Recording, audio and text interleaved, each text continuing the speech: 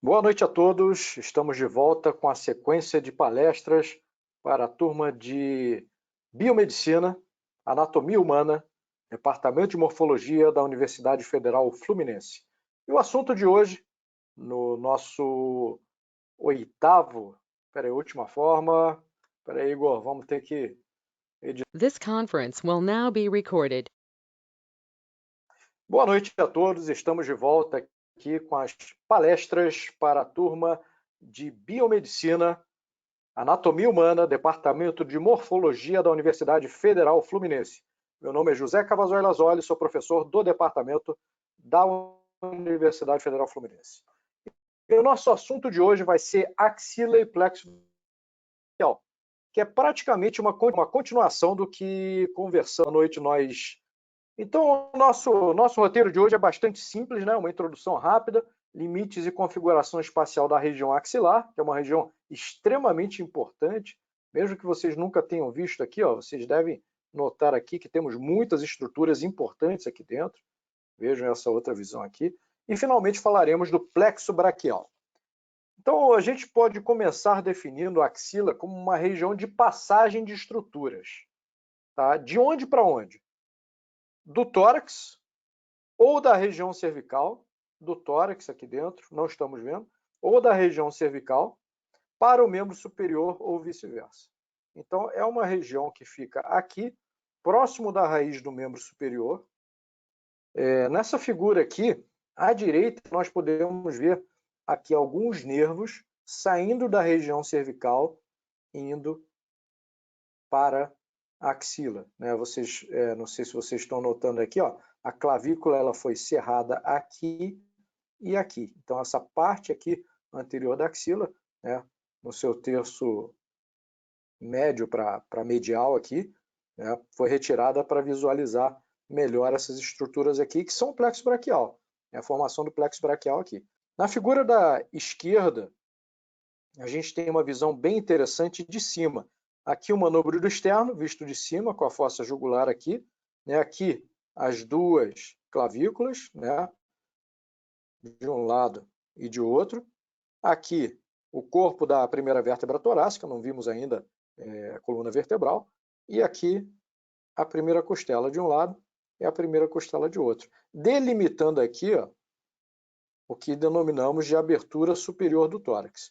Então, é justamente por aqui é que algumas estruturas vão sair do tórax para ganhar justamente, para descer exatamente por aqui. Ó. Elas saem por aqui, subindo, e descem por aqui. Né? Essa visualização é muito importante para a gente entender espacialmente como se configura a axila. Então, posso dizer para vocês que a axila seria um intervalo piramidal entre o braço e a parede do tórax. Então, voltando aqui, ó, entre o braço, que estaria mais ou menos abaixo disso daqui, ó, aqui nós temos a clavícula, temos o acrômio, se continuando com a espinha da escápula, e aqui mais para baixo, processo coracoide aqui, e aqui teríamos a região onde fica a cavidade glenoide. Então, o húmero ele estaria mais ou menos aqui visto de cima, tá certo? Então, a axila ela seria justamente esse espaço aqui piramidal entre a parede do tórax que aqui está e o braço cuja projeção estaria mais ou menos aqui. Tá, intervalo piramidal. Como é habitualmente a configuração de uma pirâmide? Geralmente uma pirâmide tem um ápice, tem uma base e tem 4 lados, né? 4 lados que são triangulares. A base ela é quadrangular, mas cada um dos lados ele é triangular. Se a base é quadrangular, isso quer dizer que, obviamente, nós temos 4 lados, ok?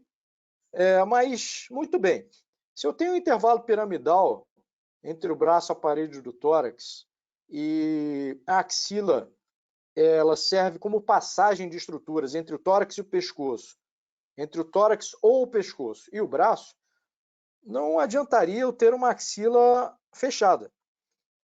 Então, vamos imaginar uma pirâmide em que a gente tira a pontinha, ok? Mais uma vez essa figura para a gente entender qual seria o ápice da axila? O ápice da axila seria o intervalo entre borda posterior da clavícula, que está aqui, borda superior da escápula, que está aqui, borda superior da escápula, e borda lateral da primeira costela, que está aqui. Então, nós temos aqui exatamente 3 lados de um ápice. Essa daqui é uma outra visão, tá? Onde só inverteu aqui, né? Aqui nós tínhamos a clavícula por baixo, aqui passamos a ter a clavícula por cima. Então, a borda posterior da clavícula está aqui, borda superior da escápula está aqui, e borda lateral da primeira costela estaria mais ou menos nessa curvatura aqui. Ó. Então, vamos lá. Parede anterior da axila, ela vai ter 2 músculos. Vocês devem lembrar isso daqui, nós estamos vendo a clavícula, estamos vendo aqui o externo, o corpo do externo, manubro em cima, corpo embaixo, né? E aqui nós temos um músculo importante que vimos no nosso último encontro, que é o peitoral maior. O peitoral maior é um dos limites anteriores da axila. Quando a gente retira o peitoral maior, como ocorre nessa figura aqui, aí ele permite a visualização do outro limite da axila, limite anterior, que é o músculo peitoral menor aqui. Então, significa o seguinte, eu tirando o peitoral maior e tirando o peitoral menor, temos várias fáscias aqui, eu estou entrando no interior da axila, pela frente. Tá? Então, esse é o limite anterior ou a parede anterior da axila. Vocês devem lembrar desse músculo aqui, que é o músculo subescapular. E o subescapular é justamente aquele que vai compor a maior parte da parede posterior da axila. E continuam compondo a parede posterior da axila os 2 músculos que vêm logo abaixo, o redondo maior e o grande dorsal que está aqui. Então vamos lá. Limite medial seriam as costelas superiores e os seus músculos intercostais, mais um músculo serrátil anterior. Vocês lembram do serrátil anterior? Que tem aquelas 8 digitações da primeira à 8ª costela. Ele dá a volta aqui pela curvatura do rebordo costal e vai lá para trás se aproximar da escápula. Então, justamente essa parede aqui que vai ser a parede medial da axila. Vamos lá. Se vocês lerem no livro, vocês vão ver como limite lateral sulco intertubercular do húmero. Tá? Não precisamos nos prender muito a esse nome agora, tá? Até porque o húmero nós veremos no nosso próximo encontro. O húmero ele é o osso do braço, obviamente, tá? E ele tem vários acidentes, várias estruturas, mas eu posso adiantar para vocês que o sulco intertubercular do húmero é esse sulco aqui que estamos vendo aqui. Esse é o sulco intertubercular do húmero. Mas como assim o limite lateral da axila é só isso? É tão fininho assim? É só isso, é tão fininho assim. Vamos entender isso daí um pouquinho melhor? Essa figura aqui, ó, é um corte oblíquo, tá? Mais para transversal. Né? Aqui a gente pode ter a noção de que plano é esse daqui, tá certo? E aqui nós estamos vendo o seguinte, ó, aqui é a parte anterior, aqui é a parte posterior. Aqui é uma das costelas, pelo corte ali, a 4ª costela, né? Aqui, ó, tá certo? E aqui o músculo serrátil anterior. Então, eu estou aqui com limite medial. Costela, serrátil anterior aqui. Lá atrás, eu tenho a escápula, que eu estou vendo aqui, ó, o osso, e na fossa subescapular eu tenho o músculo subescapular. Se eu descesse um pouco mais, eu veria o redondo maior e veria o grande dorsal latíssimo do dorso. Mas nesse nível aqui, eu só estou vendo o subescapular. Lá na frente, né, eu tenho aqueles 2 músculos que nós tínhamos visto. Peitoral maior aqui na frente e peitoral menor imediatamente atrás. Tá? Então, nós ficamos aqui com um espaço aqui, um outro limite aqui e um outro limite para cá. Tá? Isso daqui é o sulco intertubercular do húmero. Tá certo? Isso daqui é o limite lateral da axila. Agora faltou a base, né? A base da pirâmide. Então, vamos tentar entender qual é a base da pirâmide. Antes de ir para a próxima figura, só vamos entender isso daqui, ó.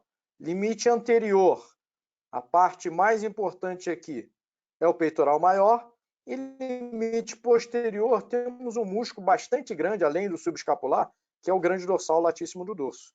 Tá? Se nós olharmos uma figura como essa, por exemplo, a gente vê que o grande dorsal está mais lá para baixo, ele forma a prega posterior da axila.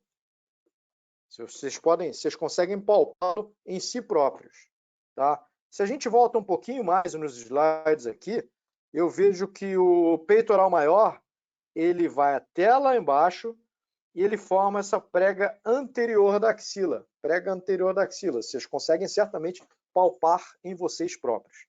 Então, a base da axila ela vai estar localizada provavelmente entre o grande dorsal, que está aqui, a borda do grande dorsal, e a borda do peitoral maior, que está aqui. E é justamente isso que teremos. Tá? Então vamos tentar entender aqui. O corte foi feito nesse sentido aqui. Ó. Um corte sagital. Tá? É como se pegássemos aqui uma serra elétrica e cortássemos exatamente nesse nível. Então nós vamos ver o que aqui? Vamos tentar entender. Aqui é a clavícula, tá certo? Eu não consigo ver nada além disso daqui na escápula. Ó. Isso daqui é a escápula, borda superior da escápula estaria aqui, aqui seria a espinha da escápula, se isso daqui é a espinha, aqui é a fossa supraespinhal e provavelmente esse daqui é o músculo supraespinhal. Se essa daqui é a espinha, essa daqui é a fossa infraespinhal e provavelmente esse daqui é o músculo infraespinhal. Logo abaixo do infraespinhal, temos o redondo menor. E aqui nós temos a borda inferior da escápula. Se essa daqui é a borda superior e aqui a borda inferior, a face costal da escápula estando aqui, eu tenho aqui a fossa e o músculo subescapular, ok? Então, olha só, músculo subescapular, redondo maior, grande dorsal. Então, aqui eu tenho o limite posterior da axila, ok? Aqui eu tenho o trapézio, que não entra aqui nesse raciocínio. Aqui, mais uma vez, eu tenho a clavícula. E aqui eu tenho aquele músculo, lembra? Um músculo que, inclusive, descreve um sulco na clavícula. É o músculo subclávio. Tá? Aqui eu tenho parede anterior da axila, músculo peitoral maior aqui na frente, e o músculo peitoral menor imediatamente atrás. Então, eu tenho o limite posterior da axila aqui e tenho o limite anterior da axila aqui. Limite medial eu vou ver? Não. Só se eu fosse cortando cada vez mais para medial. Nesse nível aqui, eu não chego a visualizar nem costela, nem serrátil anterior, nem músculo intercostal. É só a gente imaginar isso tridimensionalmente. Ah, mas eu vejo o limite lateral da axila? Também não. Só se eu me aproximasse para cá até chegar no nível do úmero. Mas não é o caso aqui. Tá certo? Então aqui eu tenho limite posterior e o limite anterior aqui. Bom, se eu tenho limite posterior aqui, limite anterior, isso daqui está aberto, bom, o que é isso daqui? Sim, é parte do ápice da axila. Lembram? Borda posterior da clavícula, borda superior da escápula e eu não vejo aqui nesse nível a primeira costela, que estaria mais profundo nessa visão aqui ou mais para medial. Ok? Entenderam bem? Então, essa é a axila. Então, faltou fechar alguma coisa lá para baixo, né? Que é justamente o que temos aqui. Vocês devem notar que todos esses músculos aqui têm um revestimento. Esse revestimento é de face, né? A gente viu isso em uma das palestras anteriores. Então, notem que aqui a fáscia desse músculo aqui, que é o peitoral maior, ela vem para cá e ela emite uma projeção posterior, que vai encontrar com a fáscia desse músculo aqui, que é o grande dorsal. Então, são justamente os dois músculos que vão formar a prega anterior e a prega posterior da axila. Tá? Então, eu estou dizendo aqui que a fáscia do músculo peitoral maior, ela se continua com a fáscia do músculo grande dorsal. Então, aqui nós temos o que a gente chama de fáscia axilar, que é a base da axila. Aqui tem uma pequena falha, mas isso daqui é contínuo, tá? E justamente se eu estou aqui dentro, vamos lá, eu injeto líquido aqui dentro. Esse líquido não passa daqui, porque essa face aqui, lá embaixo, ela é fechada, tá certo? O que pode acontecer é escorrer para dentro do braço, mas cair, né, para o subcutâneo aqui na região da axila que vemos aqui, não cai, tá certo? Então essa face aqui é a face axilar. Aí eu tenho uma sequência aqui que é interessante, que eu gostaria de mostrar para vocês, né, que é aqui, ó, músculo subclávio, músculo peitoral menor. A fáscia do músculo subclávio, ela se continua revestindo, se continua com a fáscia do peitoral menor. E a fáscia do peitoral menor, ela se continua lá para baixo até se prender aqui na fáscia axilar. Esse pedacinho aqui eu chamo de fáscia clave peitoral. Fáscia clave peitoral. É esse pedacinho aqui. E esse pedacinho aqui, ou muitas vezes alguns autores chamam todo o conjunto, é denominado de ligamento suspensor da axila. Vocês devem notar aqui que esse ligamento suspensor da axila, se prendendo aqui na face axilar, ela traciona a face axilar. E é justamente esse ligamento suspensor da axila que dá o aspecto côncavo que tem a axila das pessoas. Tá certo? Então vamos lá.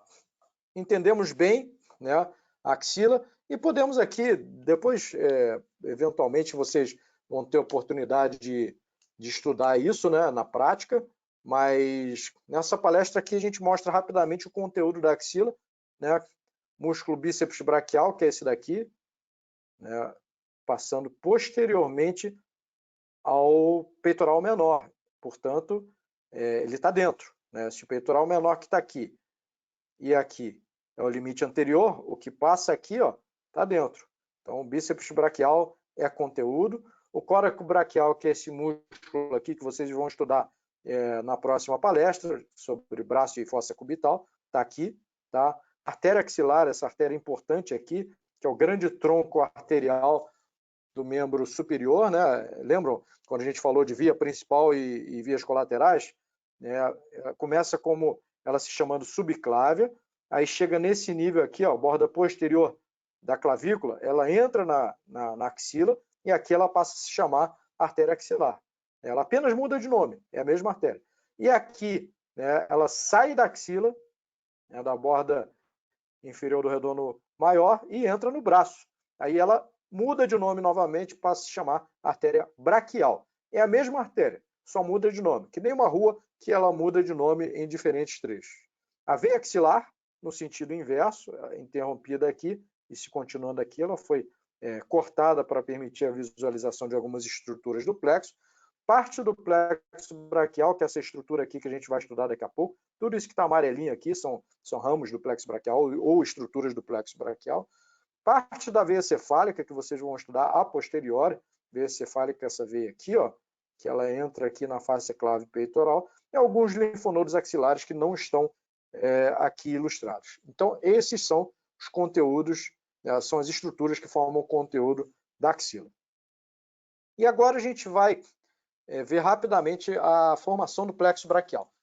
Digo rapidamente em termos, porque isso vamos ficar alguns minutos aqui, porque é importante que vocês saibam bem o plexo braquial. O plexo braquial é uma estrutura extremamente importante, é uma estrutura que daqui a 10 anos vocês têm que saber como ele é formado, pelo menos os seus ramos principais.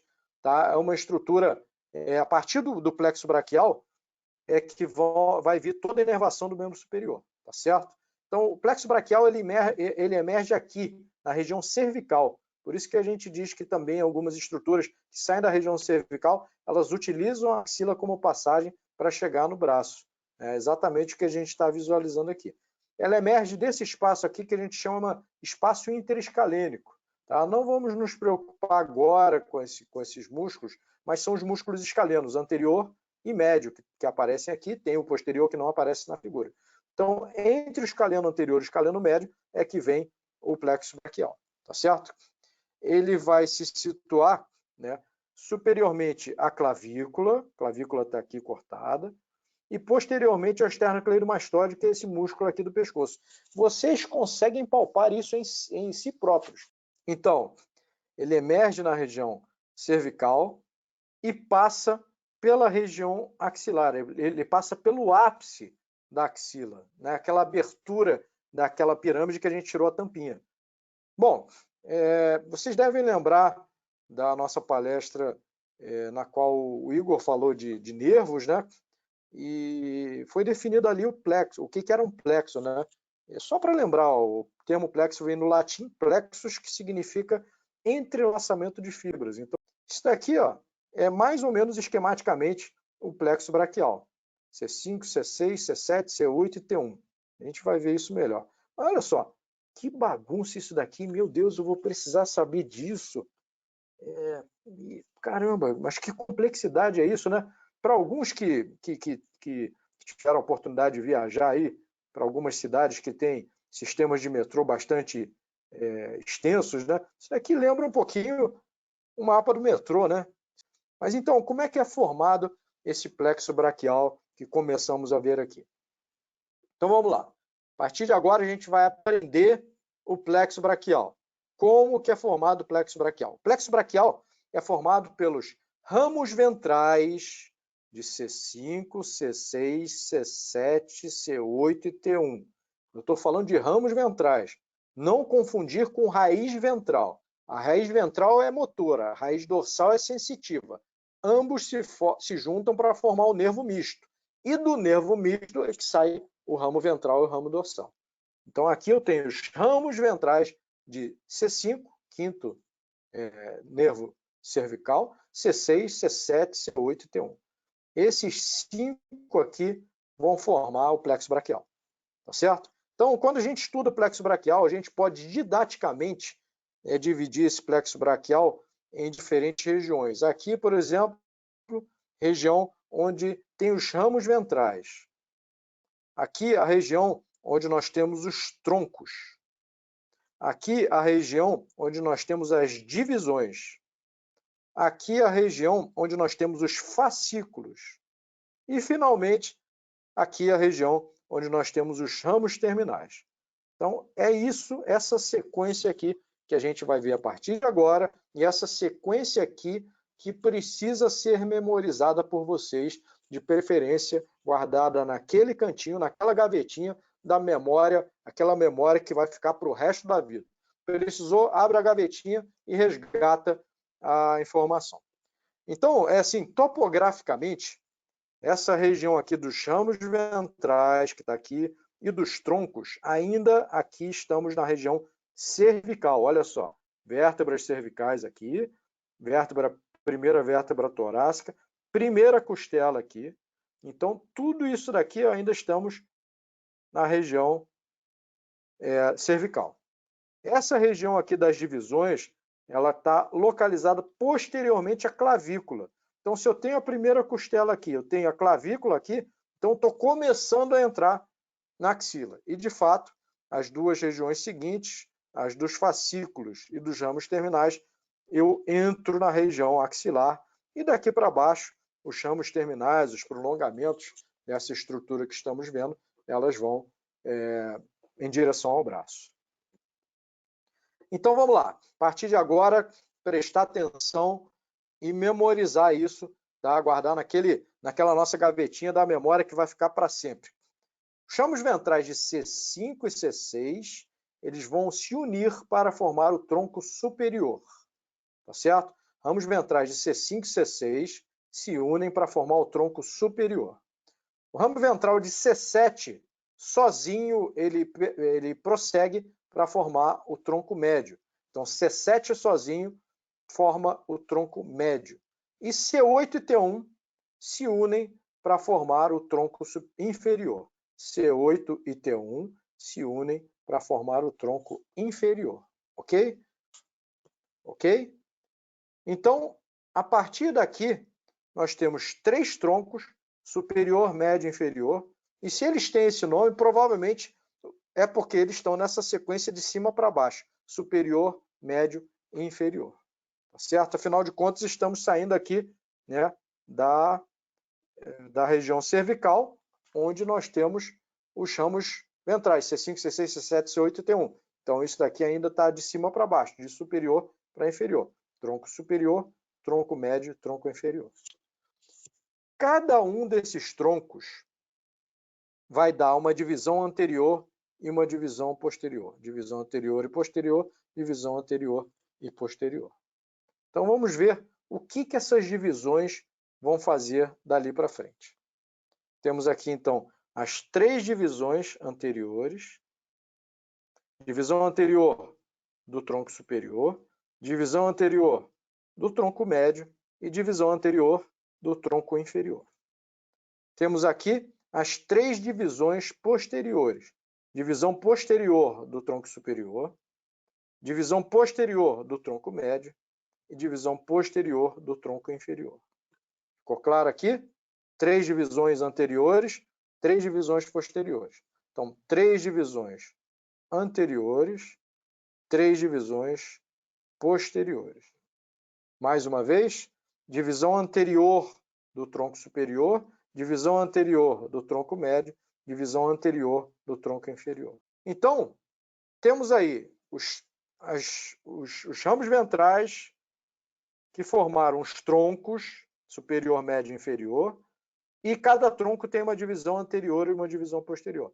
Agora vamos ver o que essas divisões vão fazer mais para frente. Tá certo? Então, mais uma vez, as 3 divisões anteriores, aqui com as marcas amarelas, e as 3 divisões posteriores com as marcas laranja.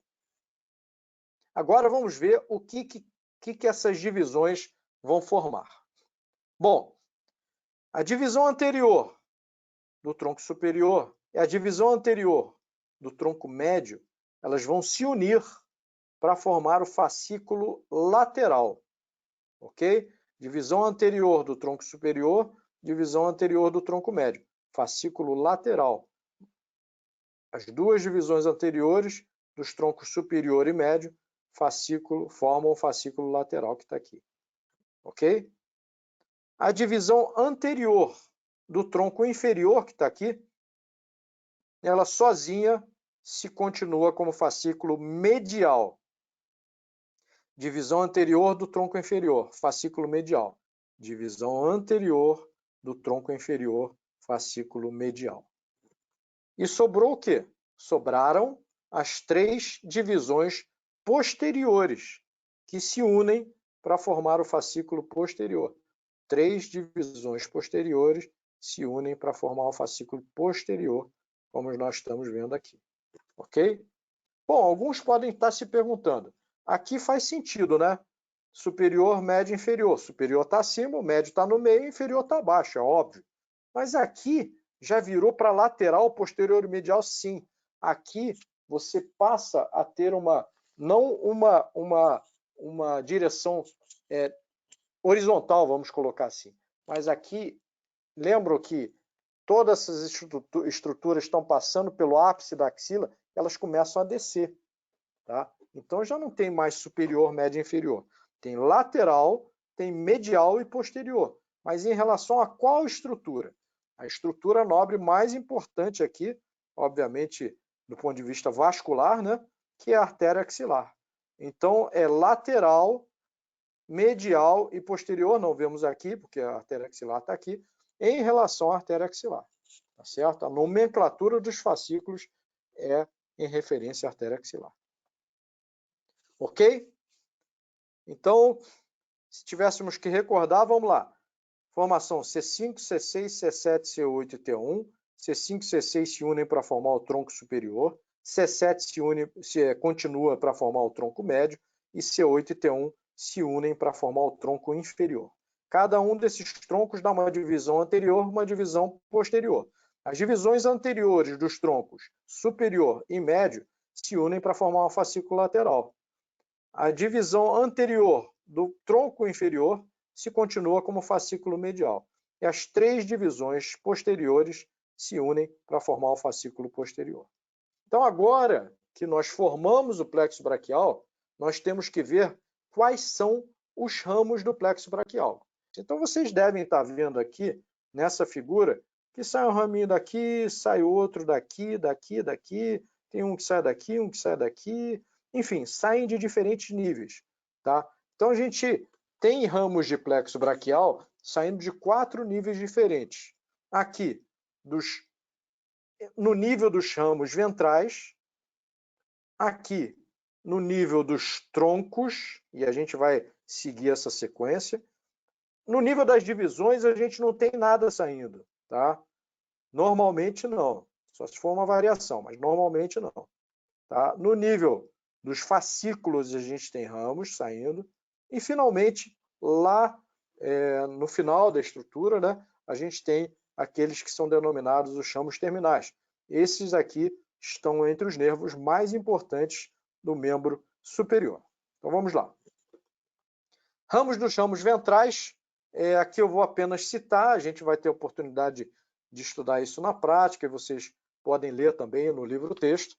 A gente vai ter basicamente 2 nervos que são ramos nesse nível aqui, dos ramos ventrais. São o escapular dorsal, que está aqui, sai de C5, que está aqui, e o torácico longo, que sai de C5, de C6 e de C7. Esse daqui é o torácico longo, tá certo? C5, C6 e C7. Oportunamente, vocês terão oportunidade de ver para onde cada um desses nervos que saem do plexo braquial vai, né? Qual é a função de cada um desses nervos, para quais estruturas eles se dirigem, né? E, por consequência, o que uma lesão, por exemplo, de um deles poderia acarretar, tanto do ponto de vista motor quanto do ponto de vista sensitivo. Nesse nível aqui, nível dos troncos, né, nós temos basicamente 2 nervos saindo. Aqui, o nervo para o músculo subclávio, dá até para adivinhar o que ele vai fazer, né? E aqui, o nervo supraescapular, ok? Nervo para o músculo subclávio, nervo para o supraescapular, nervo supraescapular, ambos saindo do tronco superior. Nada sai do tronco médio, nada sai do tronco inferior normalmente. E no nível dos fascículos, tá, a gente tem nervos saindo dos 3 fascículos. Então, didaticamente, vamos dividir aqui. Primeiro, do fascículo lateral. Fascículo lateral só sai um, que é o nervo peitoral lateral, que está aqui. Então, do fascículo lateral, vai sair somente o nervo peitoral lateral. Do fascículo medial, que está aqui, vão sair 3. O peitoral medial, que está aqui, tem até uma alcinha que comunica os dois, tá? Há uma troca de fibras aqui. Essa alça passa na frente da artéria axilar, é a alça peitoral. Então, o nervo peitoral lateral está aqui, o nervo peitoral medial está aqui, e ambos trocam fibras por meio dessa alça aqui. Esse é o primeiro ramo do fascículo medial, e os outros 2 ramos são o cutâneo medial do braço e o cutâneo medial do antebraço. Também os nomes permitem aí antever para onde esses nervos vão. E, finalmente, no fascículo posterior, e ainda não estamos falando só dos ramos dos fascículos, que não os ramos terminais, temos 3 nervos, tá? Que são subescapular superior, o nervo tóraco-dorsal e o nervo subescapular inferior. Subescapular superior, tóraco-dorsal e subescapular inferior. Tá certo? E, finalmente, a gente vai para os ramos terminais. Tá? Esses ramos terminais, a gente tem que prestar muita atenção nesses nervos. Eles são os nervos mais importantes do membro superior, são aqueles nervos para os quais nós daremos uma atenção maior ao longo do estudo do membro superior. Aqui é relativamente fácil também. De cada um desses fascículos, fascículo lateral, medial e posterior, vão sair 2 nervos. Então, cada um desses fascículos se bifurca. Então, o fascículo lateral, ele dá o nervo músculo cutâneo, que está aqui, e a raiz lateral do nervo mediano que está aqui. O fascículo medial, ele dá a raiz medial do músculo cutâneo que está aqui e o nervo ulnar que está aqui em azul. E o fascículo posterior, ele dá o nervo axilar e o nervo radial. Ok? Então, né, vimos os ramos saindo de... Primeiro, vimos a formação do plexo braquial, desde o nível dos ramos ventrais, que formam os troncos, que dão as divisões, que vão formar os fascículos, que dão os ramos terminais. E vimos também todos os ramos de todos os níveis, aqui não, né, mas dos ramos, existem ramos dos ramos ventrais, ramos dos troncos, notadamente do tronco superior, ramos dos 3 fascículos e os ramos terminais que vimos aqui. E esse conhecimento vai ser extremamente importante para a gente prosseguir aqui no estudo do membro superior. Então, lembrando, então, concluindo e lembrando que o plexo braquial é uma estrutura extremamente importante. Tá? Uma lesão do plexo braquial, por exemplo, vai abolir completamente a toda, ou pelo menos 99% da inervação motora toda e 99%, digamos assim, da inervação sensitiva do membro superior. Então, espero que vocês tenham compreendido por que esse arranjo, né? Isso daqui permite um intercâmbio de fibras e, por consequência, uma riqueza, né? Uma variedade de fibras em cada um desses ramos que são provenientes do plexo braquial. Ok, pessoal? Então, gostaria de agradecer a todos pela atenção. Vou encerrar aqui a gravação colocando-me à disposição de todos para dúvidas. Muito obrigado e boa noite.